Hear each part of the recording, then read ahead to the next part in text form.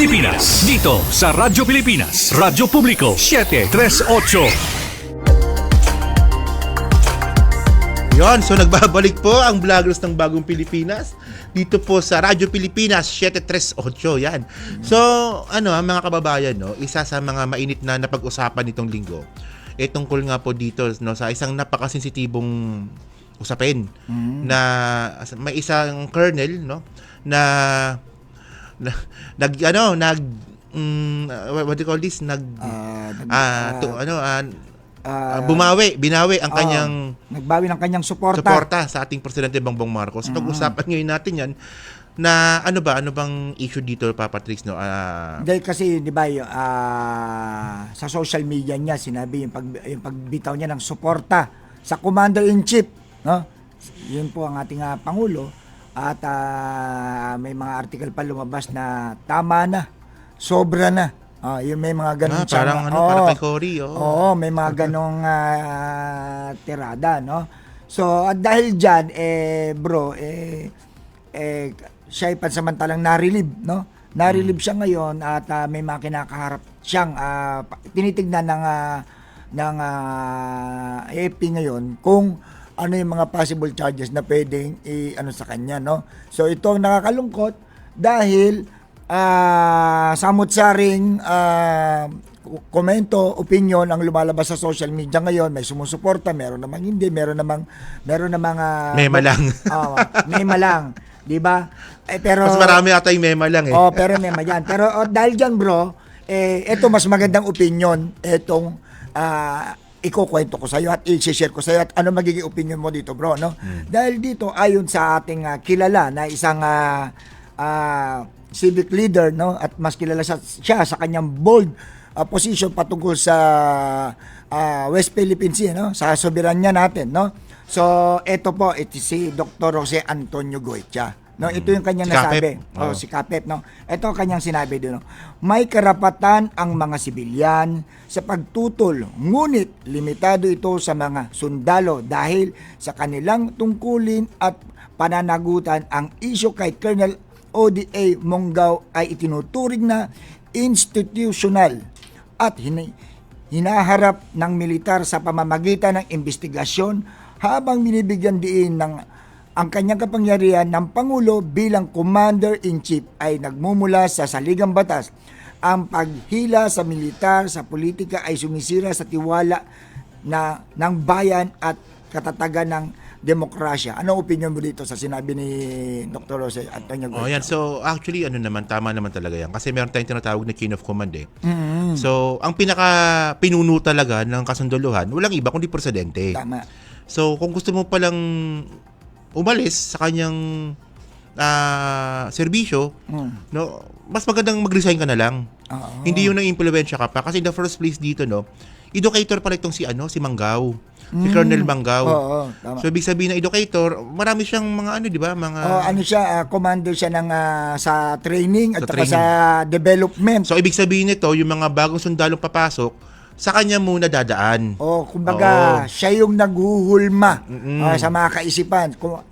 Kaya kung gaano kabilis ang aksyon na ginagawa ng ating mga militar, 'di ba, mga kasundaluhan, yan po ay nanggagaling po yan sa magandang training na ginagawa at development na ginagawa nito ni Monggao, which is ito'y nakakabahala, bro. Kasi paano kunwari kapag bad trip pala to si Manggao, bad trip pa si presidente. So lokohin ko kaya ito mga estudyante ko. Diba? Kumbaga pwedeng yung mga possible na pwede niyang masabi sa kanyang mga training, pwedeng ma-adapt nitong mga militar na to, which is yun ang hindi magandang mangyari. Kaya kung bakit agarang inaksyonan ng mga opisyal ng AFP. Pero kasi merong other side of the story kasi yan. So yung isa sa mga tinitingnan dito, si Manggao kasi batch 1993 yan. So, ibig sabihin nun, sila na yung dapat na susunod na ipopromote. So, ngayon, dapat talaga, ang hinahabol niya kasi, magkaroon siya ng 1 star. Kasi colonel pa lang siya pero wala pa siyang star. So, parang inpakaintindi ko, no? Ang problema ni Manggao, nung siya ay ina-assess para mabigyan ng star, wala siyang experience sa field. So, puro nandun lang siya sa camp, nagtuturo. So wala siyang experience sa field. So at least para naman na mabigyan ka ng 1 star, isa pala sa mga tinitingnan is nasa field ka dapat. Kahit certain of time lang siguro, no? So, syempre, ikaw ba naman, di ba? Magagalit ka talaga. Hindi ka na-promote eh. Hindi ka nabigyan ng 1 star eh. Kaya naman pala. O, isa yan sa mga tinitingnang issue ni Manggao. Ngayon, kung ano may binabanggit niya sa presidente, hindi pa rin talaga may iwasan na i-connecta yan doon sa kanyang hugot. Pero sa ginawa ng mga opisyal ngayon sa kanya, tama naman. Ako wala Hindi, ko na... kasi pwede ka namang bumaliktad din ng ikaw na lang eh.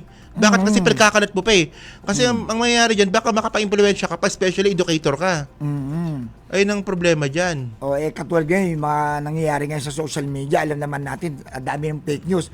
Itong ginawa niya kasi na to, maaari makapagpabago, makasira sa pag-iisip ng iba, na mamaya paniwalaan nila itong mga ganito mong kahit, tapos sinasabayan pa ng mga, alam mo na, yung mga bumabati ko sa administrasyon. Yung mga taong walang critical thinking. Oo, di ba? Kaya dapat lang talaga na binigyan ng aksyon. Pero alam mo ba, bro, dahil nga tinitignan ng kung ano pa yung mga pwedeng kaharapin na kaso nito ni Manggao, ito yung sabi lang naman ng iba, no, ayon sa ating itong kanyang possible na kanyang no, itong Article 63, no, Article 63, the Articles of War, no, ito yung Commonwealth Act number 408, address disrespect toward high-ranking government official. No. Ano ba yan? Admin case ba yan o criminal case? Criminal case yun. Criminal case. Tapos, eto pa. Pasok din siya sa Article 64 of the Article of War. Ito yung, disrespect towards a superior officer. Sino ba superior officer? Si PBBM. Ang commander-in-chief. So, maaari siyang ma-dismiss sa serbisyo. Ang problema, pag ikaw na-dismiss, wala kang pensyon. Wala. Kawawa. Di ba? Sayang. So baka matulungan siya ng mga matulungan siya ng ni baby. Oo. Hindi, pero bro, kasi ito kasi yung nangyayari. Pero sana maayos niya yan kasi kawawa din naman yung colonel. May own opinion, no? Kasi nagtrabaho naman siya ng parte ng kanyang buhay yan, di ba? Nagserbisyo siya sa bayan. So sana may masmasan at sana magbalik ulit siya sa tamang landas. Alam ko, naniniwala naman ako hindi pa naman tapos yung lahat sa kanya eh. Napag-uusapan pa yan eh. Kasi ganito lang yan, bro. 2 years na lang po mahigit ang ating presidente. Papasok ng 2028 election. Ngayon, ito bro, opinion ko lang to, no, sa mga kababayan natin, mga kanood po, no. Si Manggao po, alam naman natin, alam niya ang batas, di ba, bro? Alam niya yan, no? Alam mo ang batas, alam mo ang mga mali sa possible na pwede mong karapin sa mga pinagagawa mo. At kasi pinag-aralan ninyo yan eh. Alam mo yan. Kung ano man yung purpose niya, ano man yung dahilan niya sa pagsasalita niya ganyan, kung ito man ay bugso ng kanyang damdamin, sana nga tama ka, maimasmasan siya. Kasi ito, bro, itong mga possible charges na pwedeng kaharapin niya, medyo talagang maapektuhan talaga siya yan. Maapektuhan siya ng sobra dito. Di ba? Ito para sa mga kababayan natin, baka sabihin na naman nila, ganito magpatahimik ang gobyerno. Hindi ho. Hindi yan. Merong basihan eh. May basihan eh, di ba? Alam mo yung walang basihan? Yung magpapapatay ka na lang ng tao na pinagbintangan mong adik. Ayun ang walang basihan. Ito may basihan to. Merong ebidensya dito. Yun yung pinupunto natin dito. Kasi alam naman natin ang social media, bro, no? Basta na lang, kung mga ganitong issue, pinapalala nila tapos lalabas. Kasalanan pa ng administrasyon, kasalanan pa ng gobyernong ito. Dahil nga, pinapatahimik daw, di umano. Patatahimik, katulad yung nangyari doon yung tinan mo kay Porkis. Tinan mo kay Porkis. Di ba, nung una sinasabi niya, bangag. Nung nakulong, paglabas niya, ang gusto ko lang naman mapanagot yung mga sangkot sa flood control. Mabait na. Nakaramdam ng kulong eh. O di ba? So, well, tulad ng sinabi mo, no ba? Yung kay Pokis po na yan, gawin natin example yan. Oo. Yan po sa mga active. Malamang sa mga active, ako nga nagulat, no? Pero sa mga active po, bigyan na po natin ng example si Pokis. Oo. Na matapang nung una, puro bangag-bangag yung sinasabi. Nung nakaramdam ng kulong, wala na, mabait na.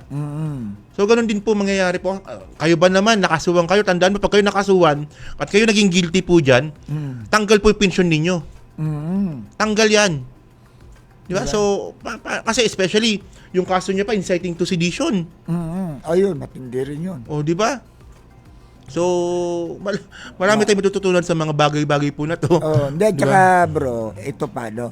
Sa sitwasyon po ni Manggao, nakakalungkot man na meron tayong mga militar na matagal na sa mga serbisyong ganito. Ako in my own opinion. Tagal na to, batch 1993 pa to. So, ibig sabihin nito, 22 years na siya. Oo, 23 years. Sila ay nagpapa-apekto sa ng politika. 'Di ba? Alam naman natin na sa laban po ng ating administrasyon, ng ating mahal na presidente PBBM sa kanyang paglaban kontra korupsyon sa gobyerno, marami talaga mga fake news, marami talaga mga pwedeng gumawa ng ikakasira, no, ng administrasyon na talagang yung mga pagtatangka ba para sirain ang gobyerno ng ating pangulo. Kaya wag po tayo basta-basta maniniwala, lalo na sa mga ating mga nasa ahensya, bawat ahensya ng gobyerno tulad ng ating mga kapulisan at ang ating kasundaluhan. Kumbaga, maging lang tayo, maging mapag-usisa, alamin, 'di ba? Alamin muna natin ang mga detalye. Dapat tingnan nyo bilang kayo yung mga alam naman natin nakapagtapos at alam naman ninyo kung ano yung mga tama at mali na nangyayari tulad ngayon sa mga fake news peddlers na yan. Huwag nyo paniniwalang basta-basta kasi yan talagang natural na kumakalat yung mga yan Dahil alam naman natin, for sure, alam naman natin mga ganito, pagkalat ng mga fake news niyan, may mga tao na nasa likod yan, bro. Yan. So, Diba?